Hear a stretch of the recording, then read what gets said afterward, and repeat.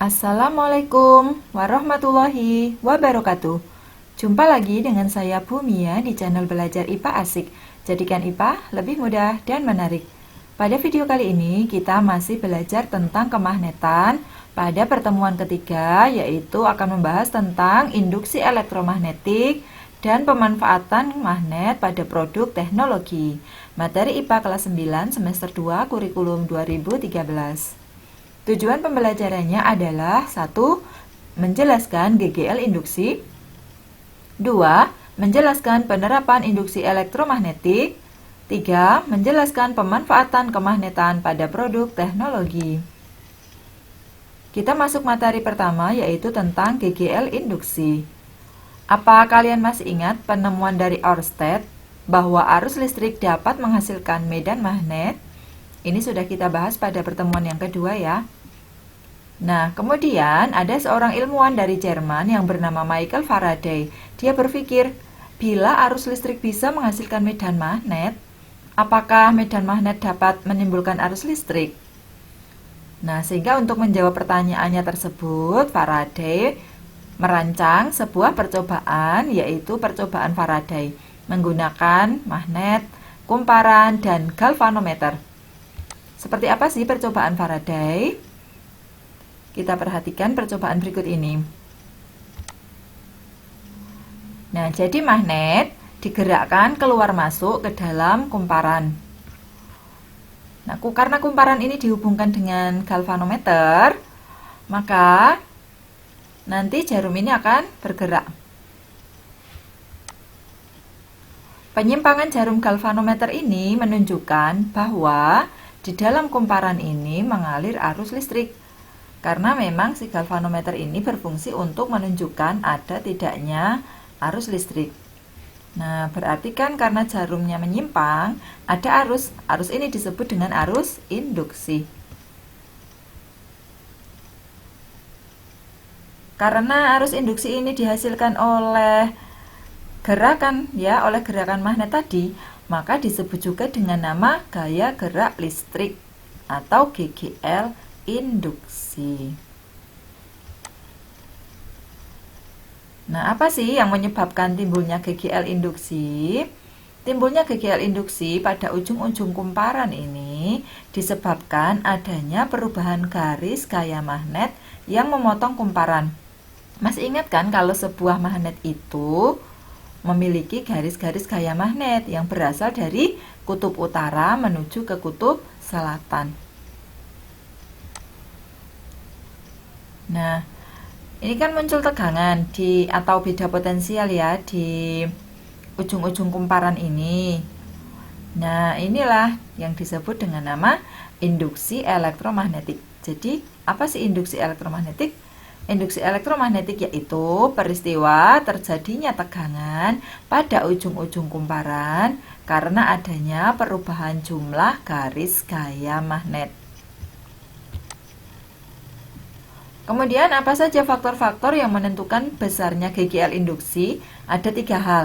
Yang pertama adalah banyaknya lilitan kumparan. Semakin banyak lilitan akan semakin besar pula GGL induksi yang dihasilkan.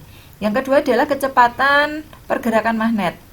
Ketika magnetnya bergerak, maka semakin cepat pergerakannya akan semakin cepat pula, akan semakin besar pula GGL induksinya.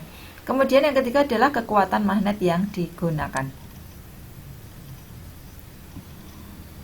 Nah, kita masuk materi kedua yaitu penerapan induksi elektromagnetik pada beberapa alat. Nah, kali ini pada generator dulu ya. Kita bahas generator dulu. Generator merupakan alat yang bisa membangkitkan GGL yang besar. Nah, alat ini mengubah dari energi gerak menjadi energi listrik. Generator ini dimanfaatkan ya untuk membangkitkan tenaga listrik PLN. Bagaimana sih prinsip kerjanya? Generator terdiri dari beberapa bagian dulu ya. Kita mengenal bagiannya dulu. Di sini ada kumparan, kemudian ini magnet tetap, ini sikat-sikat, dan ini cincin. Sikat-sikat ini cincin. Nah, prinsip kerjanya kumparan ini berputar di dalam medan magnet sehingga nanti akan menghasilkan GGL induksi. Jadi GGL induksi ini bisa dihasilkan dengan cara magnetnya yang digerakkan di dalam kumparan ataupun kumparannya digerakkan di dalam magnet, itu sama saja. Nah, kemudian jenis-jenisnya. Generator itu ada dua jenis. Ada generator AC atau arus bolak-balik ya. AC alternating current. Generator AC ini terdiri dari sebuah kutub utara dan kutub selatan magnet yang permanen. Nah, misalnya berbentuk U. Kemudian kumparan ini di dalamnya. Lalu ada cincin logam. Ini cincinnya ada dua. Kemudian ini sikat-sikat karbon. Nah, perhatikan nih untuk generator AC ya, cincinnya ada dua. Kita akan bedakan dengan yang generator DC. Generator DC prinsipnya hampir sama, tapi perbedaannya adalah ini.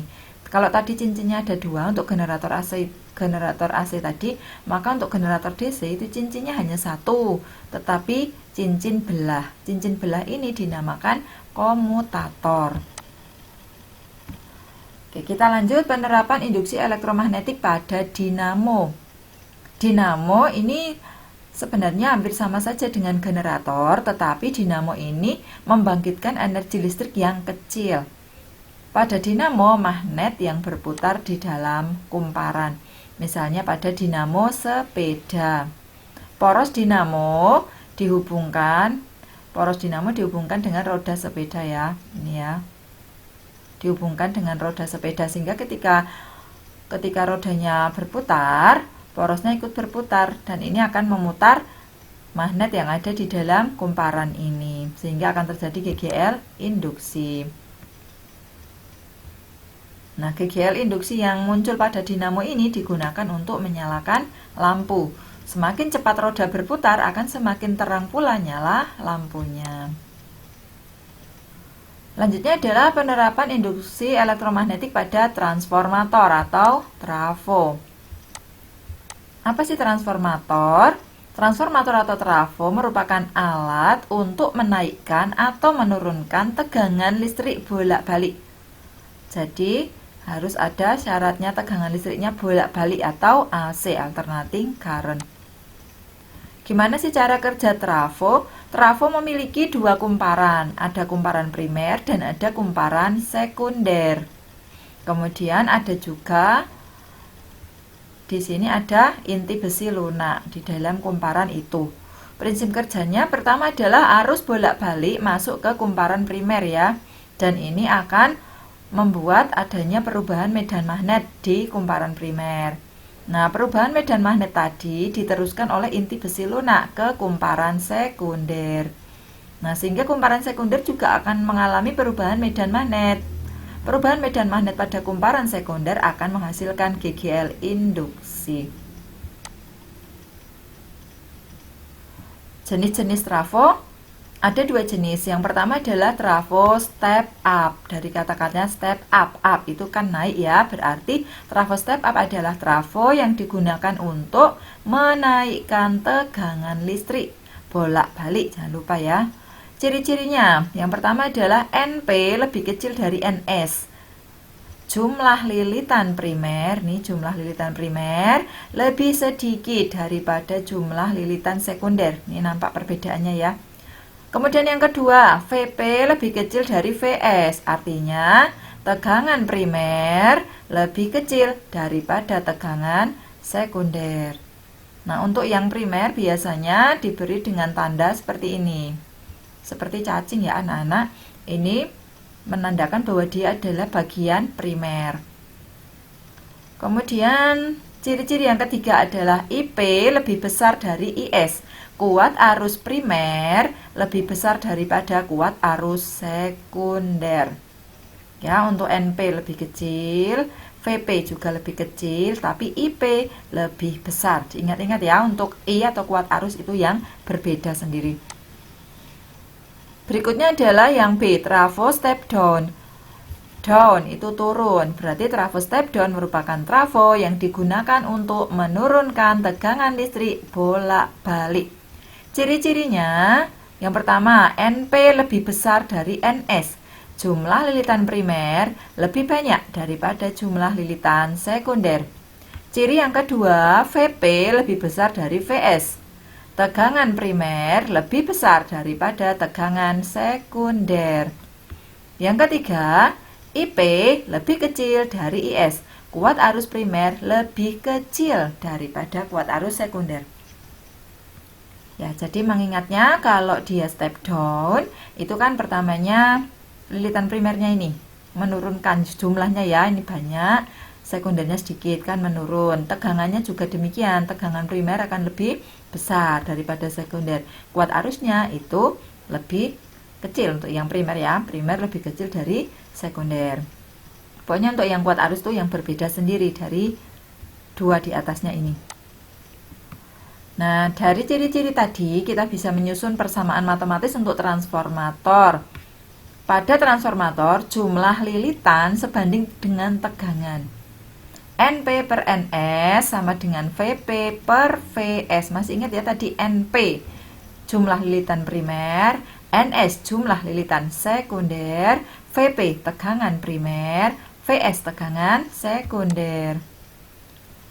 Persamaan kedua, pada transformator jumlah lilitan akan berbanding terbalik dengan kuat arus. NP per NS sama dengan IS per IP. Sehingga kalau pakai kuat arus ya, maka ini N-nya P, I-nya S. Gini. Ini berbanding terbalik. Kemudian kalau kita hubungkan tegangan dengan kuat arusnya, tegangan pada trafo juga berbanding terbalik dengan kuat arusnya. VP per VS, IS per IP. Sehingga kalau kita bahas kuat arusnya atau I-nya, itu yang di atas yang S. Dari persamaan tersebut bisa ditulis hubungan antara jumlah lilitan N, tegangan V, dan kuat arus I sebagai berikut. NP per NS sama dengan VP per VS sama dengan IS per IP. Ya, P di atas, VP, P-nya juga di atas, tapi kalau I yang di atas adalah S. Kita lanjutkan efisiensi transformator. Efisiensi transformator merupakan perbandingan energi yang keluar dari transformator dengan energi yang masuk pada transformator. Efisiensi sama dengan WS per WP kali 100%. Nah, kita karena membahas energi, kita juga bisa menggunakan daya. Efisiensi sama dengan daya simbolnya P ya. PS per PP kali 100%. Masih ingat daya itu daya tegangan kali kuat arus, atau P adalah V kali I, sehingga efisiensi sama dengan VS kali IS bagi VP kali IP kali 100%. Penjelasannya adalah, ini simbol efisiensi, WS energi sekunder, WP energi primer, PS daya sekunder, PP daya primer. Untuk VS tahu ya, tegangan sekunder, VP tegangan primer, IS kuat arus sekunder, IP kuat arus primer. Ini saya beri contoh soal satu saja, saya ambil dari buku siswa halaman 36. Sebuah transformator memiliki 1500 lilitan primer dan 300 lilitan sekunder. Bila tegangan sekunder transformator tersebut 3 volt dan arus primernya 4 mA, berapakah tegangan primer dan arus sekundernya? Pertama kita tulis dulu diketahui. Yang diketahui jumlah lilitan ini NP sama dengan 1500 lilitan, NS 300 lilitan. Tegangan sekunder berarti VS 3 volt dan arus primer simbolnya adalah IP sama dengan 4 mA. Yang ditanyakan tegangan primer simbolnya VP, arus sekunder IS. Kita jawab yang pertama menentukan VP. Kita gunakan NP per NS sama dengan VP per VS. Kemudian kita masukkan nilai-nilai yang sudah diketahui. NP ada ya ini 1500 dibagi NS, NS ini 300 sama dengan VP. Belum ada, kita tulis saja VP per VS. Diketahui ada yaitu 3. Kemudian kita sederhanakan, tinggal 15 kali 3 ini yang kita coret nolnya saja ya, maksudnya ya 02 di atas dengan 02 yang di bawah ini, sehingga tinggal 15 kali 3 sama dengan VP kali 3. Maka VS, maaf ini VP bukan VS ya, maka VP sama dengan 45 per 3. 15 volt, atau langsung dicoret aja 3 dengan 3 ini. Menjadi VP-nya adalah 15. Ini maksudnya adalah VP ya, mohon maaf. Lalu yang B adalah menentukan IS. NP per NS sama dengan IS per IP. NP 1500, NS 300, IS-nya belum diketahui, per IP-nya 4. Sama kayak tadi disederhanakan. 15 kali 4 perkalian silang ya, sama dengan IS kali 3.